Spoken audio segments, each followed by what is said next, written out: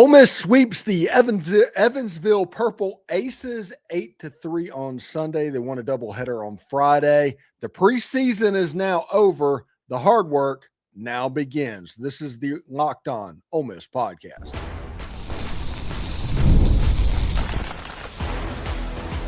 You are Locked On Ole Miss, your daily podcast on the Ole Miss Rebels. Part of the Locked On Podcast Network, your team every day. All right, welcome to the Locked On Ole Miss podcast, the most watched Ole Miss podcast out there. I'm your host, Stephen Willis, a 10-year veteran member of the national media with Yahoo Sports and a former Ole Miss staff member. We're proud to be a part of the Locked On Podcast Network, now the #1 sports podcast network in America. That's because of fans like you taking in content like this, and thank you very much for that. On today's show, the Rebels, with an 8-3 win over the Evansville Purple Aces, sweeps the series. And now the hardest week of the season is at hand, going to Pete Taylor Park for a visit against the top 10 Southern Mississippi Golden Eagles, and then a road trip to Austin, Texas to face the Texas Longhorns. This is going to be a big week, but Ole Miss had to take full advantage of this weekend and come out 15-2. There was no other way that they could do it and it not be a disaster. They were able to come back and win the game, win every game this weekend and get the sweep. They are now 15-2 overall. We'll probably get at least a look at the top 25 next week, and they get ready for the Southern Mississippi Golden Eagles and the Texas Longhorns, and an opportunity to raise their RPI. All of that and more on today's Locked On Ole Miss podcast. Remember, we're free and available on all the podcast apps and on YouTube, so special hello to the everydayers who make this show what it is, and that is your team every day. This episode is brought to you by Mazda. We put the same drive into every detail. Define the moment, putting in the work that defines you. Stay tuned for highlights in this week's Moving the Game Forward. There's more to a Mazda because there's more to you. So Ole Miss needed to win this game, and there was a whole large portion of this game that was very ho-hum. It was. Ole Miss jumped out 1-0 after Judd Udemark just scalded the ball down the line and ended up stealing third base, and Ole Miss manufactured the run. We talked all week about Ole Miss needing to manufacture the run and play situational baseball. They were able to bring Udemark home.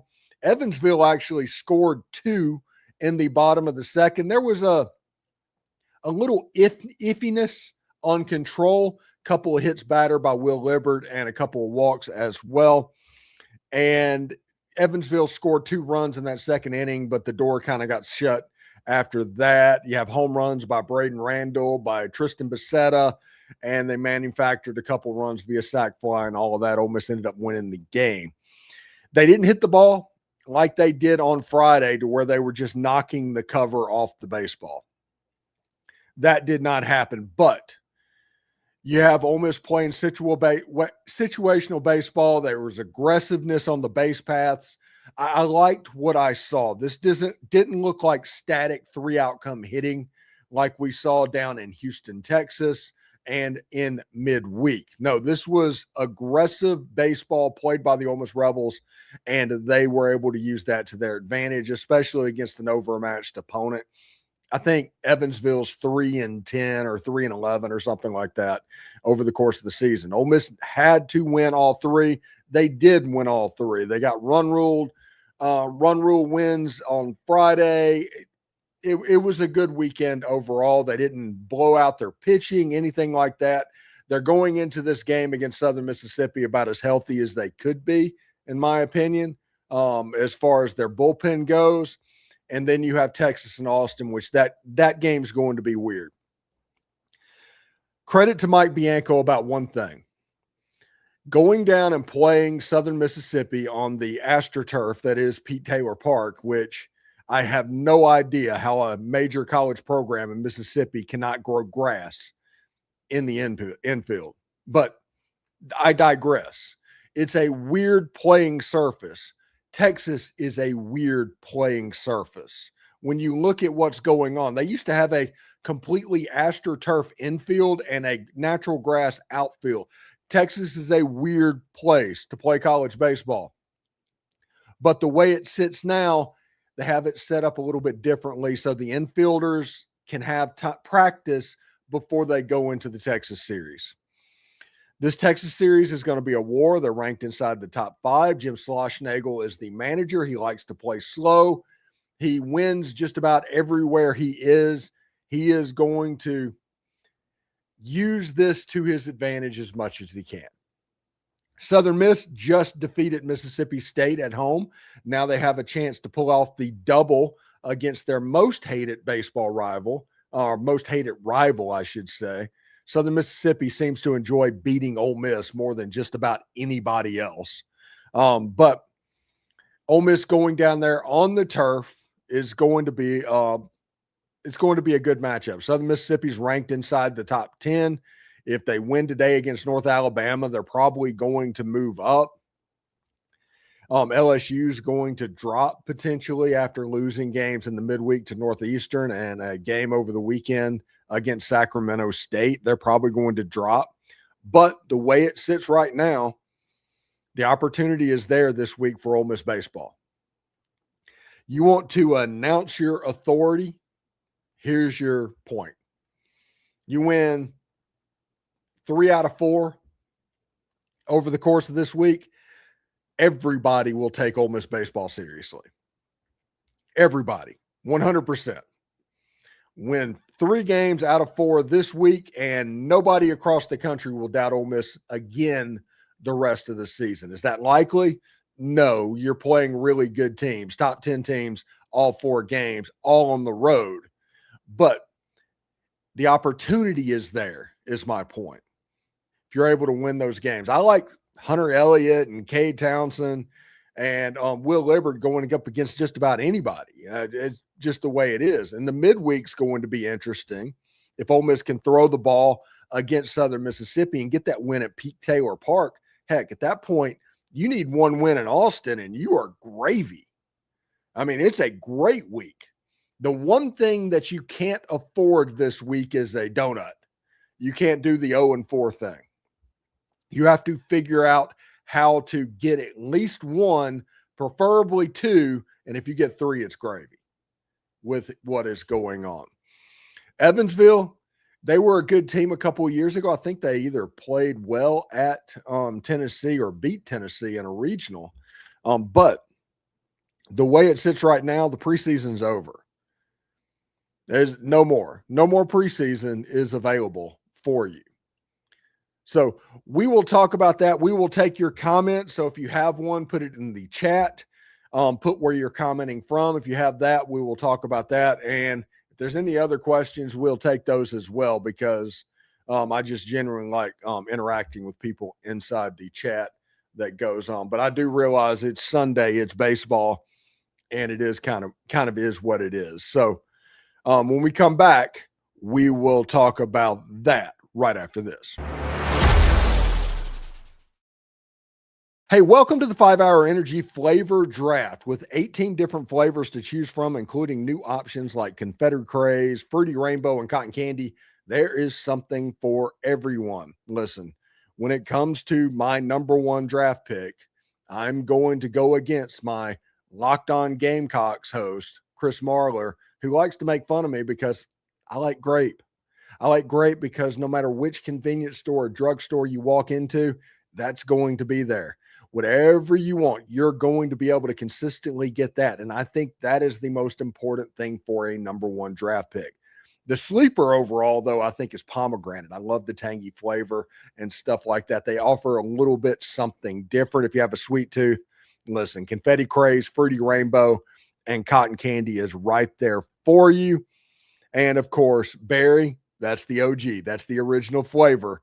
It's going to be around as well. So 5-Hour Energy shots give you a boost with 0 sugar. 5-Hour Energy has a lot of upcoming flavor innovations planned. I really wish that one of those innovations would be cherry limeade. I'm just saying, if you can do that, you will probably have a fan. So find your new flavor of 5-Hour Energy shots available online at 5hourenergy.com or Amazon. Workplace chaos, deadlines stacking up, inbox overflowing, and the one position you still have to fill, that's sitting open. So when the pressure's on and you need to make the right hire, this is a job for sponsored jobs. Indeed, sponsored jobs helps you reach out to the people who actually fit what you're looking for, skills, location, experience, so you're not just hoping the right candidate stumbles across your post. Here's a stat that kind of shows it all. In the minute that I've been talking to you, companies like yours have made 27 hires on Indeed, according to Indeed data worldwide. So if you're hiring, spend less time searching and more time interviewing candidates who check all the boxes with Indeed sponsored jobs. That's less stress, less time, more results. When you need the right person to cut through the chaos, this is a job for Indeed sponsored jobs. And listeners to the show will get $75 sponsored job credit to help your job get the premium status it deserves at Indeed.com/podcast. Just go to Indeed.com/podcast right now and support our show by saying you heard about Indeed on this podcast. Indeed.com/podcast. Terms and conditions apply. Need to hire? This is a job for Indeed sponsored jobs. And this is Mazda's moving the game forward for those of you who show there's more to the score than what's on the screen. Listen, Dom Decker gets the call for me. He's a player that never hit a collegiate home run until about 2 weeks ago. Now he has 5, including an opposite field blast this weekend against Evansville. He has become the perfect modern leadoff hitter. He got on base a couple of times today through a hit and getting on base on balls. I think it's 61 games in a row. And I don't care if you do analytics or not, getting on base, that is the job of the leadoff hitter. These remind us what it takes to raise the bar is the extra work off the field, dialing in every detail, giving it that extra fire, that grit, that I never quit. We put that same passion into every model, highlights that make the reel. What it took to get there makes it count. There's more to Mazda and there's more to you. And don't forget, if you're interested in a Mazda, get to a Mazda dealership right now and see what's up. Hey, do us a favor, like, subscribe, and comment on the video. Subscribe to the podcast on whichever audio podcast you're listening to and give it a 5-star review. It costs nothing but keeps all of this free. Thank you for making Locked On Ole Miss your first listen of the day, and thank you for making Locked On the #1 sports podcast in America. If you've been thinking about joining the Everydayer Club, now is the time. Again, you get ad-free shows on ad-free shows and access to our group chat on Discord, and you get access to my private Locked On Ole Miss Discord as well. And if you've signed up before the NCAA tournament tips off, you can get our Everydayer Club bracket pool. You can get in that. Lots of great stuff. I think merch deal is available for you on Discord for a chance to win Locked On merch. Should be a lot of fun. Right now, you can use code MARCH. Simple, code MARCH, and get your first month free. Head to LockedOnOleMiss.supercast.com or tap the link down in the show notes for more.